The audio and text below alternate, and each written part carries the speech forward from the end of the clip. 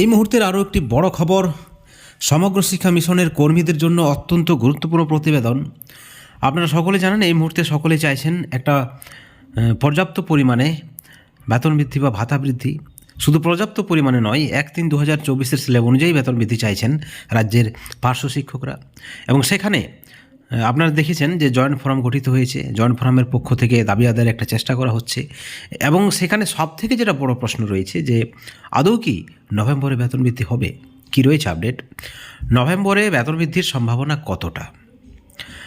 যদি বা বেতন বৃদ্ধি হয়, সেটা কি নভেম্বরের মধ্যেই হবে নাকি পরে হবে, নাকি আদৌ হবে কি না? বিভিন্ন প্রশ্ন রয়েছে চুক্তিভিত্তিক শিক্ষাকর্মীদের মধ্যে, বিশেষ করে পার্শ্ব শিক্ষকদের মধ্যে। বন্ধুগণ, এই বিষয়ে আমরা ডিটেলসে প্রতিবেদন নিয়ে এসেছি। কী বলছে নেতৃত্বরা, নেতৃত্বদের বার্তা কী রয়েছে? আপনারা সকলে জানেন যে এই মুহূর্তে নেতৃত্বরা সরাসরি কিছু বার্তা দিতে চাইছেন না।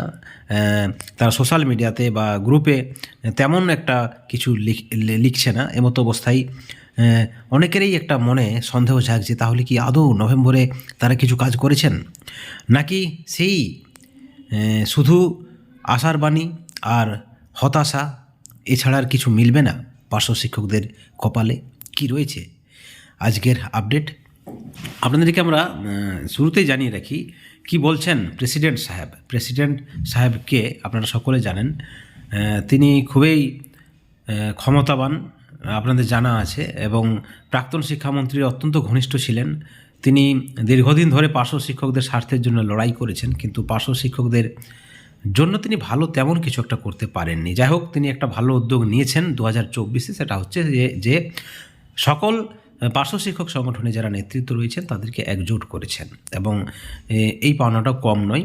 কারণ রাজ্যের সমস্ত পার্শ্ব শিক্ষকদের একটা দাবি ছিল যে সকলে দ্বিধাবিভক্তভাবে দাবি আদায়ের চেষ্টা না করে একত্রিতভাবে দাবি আদায়ের চেষ্টা করুক। এবং আমরা দেখেছি উপনির্বাচনে প্রেসিডেন্ট সাহেব কিন্তু প্রচুর খেটেছেন।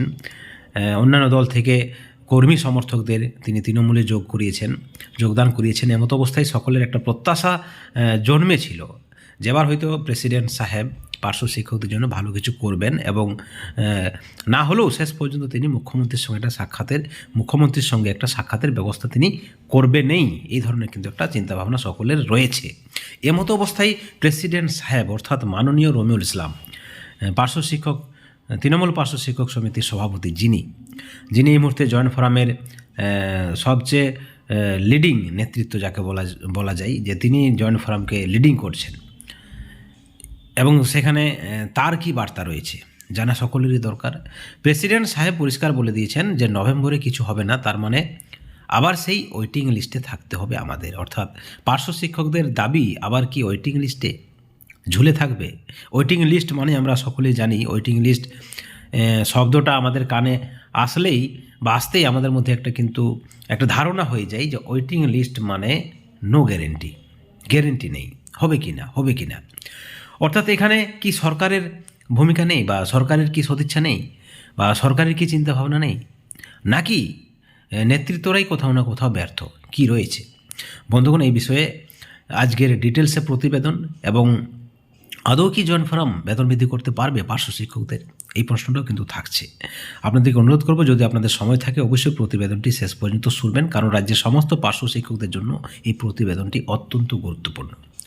আপনাদেরকে শুরুতেই জানিয়ে রাখি যে জয়েন্ট ফোরাম রাজ্যের সমস্ত পার্শ্ব শিক্ষক সংগঠনের নেতৃত্বদের নিয়ে গঠিত।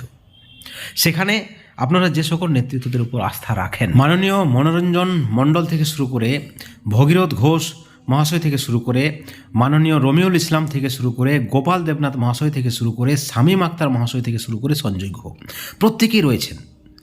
অনেক নেতৃত্ব রয়েছেন যাদেরকে আপনারা বিশ্বাস করেন বা যাদের উপর আপনারা দায়িত্ব দিয়েছেন দাবি আদায়ের। অর্থাৎ সকলেই একত্রিতভাবে একজোটে দাবি আদায়ের চেষ্টা করছে।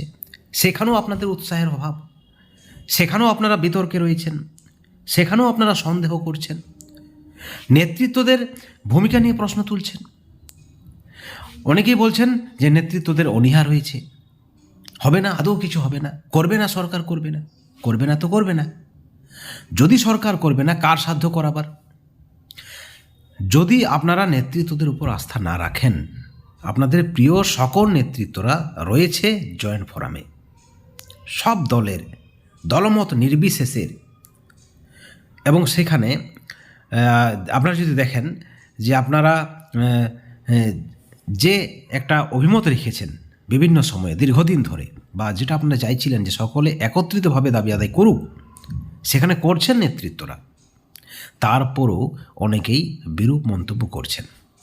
আমাদের চ্যানেলে বারবার আমরা বলে আসছি যে জয়েন্ট ফোরামের নেতৃত্বরা তারা কিন্তু তাদের দায়িত্ব কর্তব্য ভালো করে জানে এবং কিভাবে দাবি আদায় হবে।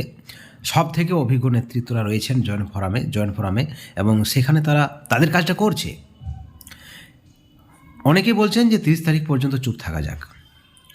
জয়েন্ট ফোরামের নেতৃত্বরা আপনাদেরকে চুপ থাকতে বলেননি, শুধু বিতর্কের ঊর্ধ্বে থাকতে বলেছেন, পজিটিভ চিন্তাভাবনা রাখতে বলেছেন, বিশ্বাস রাখতে বলেছেন, তাদের উৎসাহ আপনাদেরকে বাড়াতে হবে। অনেকে বলছেন না 30 তারিখ পর্যন্ত চুপ থাকবেন, এবং সেখানে জয়েন্ট ফোরামের অভিজ্ঞ নেতৃত্ব গোপাল দেবনাথ মহাশয় বলেছেন যে শুধু 30 তারিখের জন্য নয়, 30 তারিখের পরও চুপচাপ থাকতে হবে। যদি ফোরামের উপর ভরসা থাকে তাহলে আপনাকে চুপচাপ থাকতে হবে, বিশ্বাস রাখতে হবে, ভরসা রাখতে হবে, উৎসাহ যোগাতে হবে, এবং যা কিছু সিদ্ধান্ত নেবে ফোরাম নেবে তা আপনাকে মানতে হবে। আপনি প্রস্তুত থাকুন। যদি আপনার অংশগ্রহণের প্রয়োজন পড়ে তাহলে আপনি নেবেন। আপনাকে যদি কোনো দায়িত্ব দেয় জয়েন্ট ফোরাম, আপনি করবেন। আর যদি ফোরামের উপর ভরসা না থাকে, সেইটুকুটা আমরা দেখালাম না তিনি কি বলেছেন। আপনারা সোজা ভাষায় গদা বাংলায় বুঝে যান তিনি কি বলেছেন। বন্ধুগণ, আপনাদেরকে আবার বলছি, আমরা বারবার বলে আসছি, সরকারের পজিটিভ চিন্তাভাবনা রয়েছে, কিছু জনের উস্কানিতে আপনারা মোটেই কান দেবেন না। কিছু জন রয়েছে যারা বিভিন্ন জায়গায় তর্ক করতে ভালোবাসে, বিতর্ক করতে ভালোবাসে। আসলে তারা কি নিজেদেরকে বিচার না করে তারা নিজেদেরকে এমনভাবে জাহির করে একটা বিশাল পণ্ডিত। আসলে পার্শ্ব শিক্ষকদের মধ্যে কিন্তু একটু বেশিই রয়েছে রেষারেষি, তর্কাতর্কি। আমরা আমাদের চ্যানেলে যে বিষয়টা আমরা তুলে ধরতে চাই বারবার, যে আপনারা একে অপরকে সম্মান করুন, একে অপরকে সম্মান করুন, দেখবেন সকলের মধ্যে একটা একতা আসবে এবং সেখান থেকেই একজোটে দাবি আদায়ের চেষ্টা করতে হবে। জয়েন্ট ফোরাম যদি মনে করে যে সরকার তাদের উপর সদিচ্ছা দেখাচ্ছে না, মুখ্যমন্ত্রী তাদের সঙ্গে সাক্ষাতের কোনো ব্যবস্থা করেনি, মুখ্যমন্ত্রীর দপ্তর তাদের জন্য কোনো ব্যবস্থা করছে না। ইতিমধ্যে জয়েন্ট ফোরামের পক্ষ থেকে বার্তা দেওয়া হয়েছে, আপনাদেরকে আমরা দেখিয়েছি। সেখানে তারা বলেছেন যে মুখ্যমন্ত্রীর দপ্তর অফিসিয়ালভাবে তাদের প্রসেস শুরু করেছে। তারপরও বিভিন্ন যারা পার্শ্ব শিক্ষক রয়েছেন তারা কিন্তু আগবাড়িয়ে কথা বলছেন এবং সেখানে এমনভাবে কথা বলছেন যাতে বিতর্কের সৃষ্টি হয়। এবং সেই সঙ্গে যদি জয়েন্ট ফোরামের নেতৃত্বরা পরবর্তী পদক্ষেপ নেই, তার জন্য আপনারা অপেক্ষা করুন, প্রস্তুত থাকুন, শিক্ষক সুলভ মনোভাব রাখুন, শিক্ষক সুলভ ব্যবহার করুন, একজন শিক্ষকের মতো পরিচয় দিন এবং জয়েন্ট ফোরামকে উৎসাহিত করুন। যদি আপনারা তাদেরকে দায়িত্ব দিয়ে থাকেন বা তাদেরকে দায়িত্ব দিয়ে রেখেছেন আপনাদের দাবি দেওয়ার বিষয়ে, দাবি আদায়ের বিষয়ে, তাহলে বিশ্বাসটা রাখতেই হবে। বন্ধুগণ, এই ভিডিওর পরিপ্রেক্ষিতে অবশ্যই আপনাদের মতামত আপনারা কমেন্ট করে জানাবেন। সকলে ভালো থাকবেন।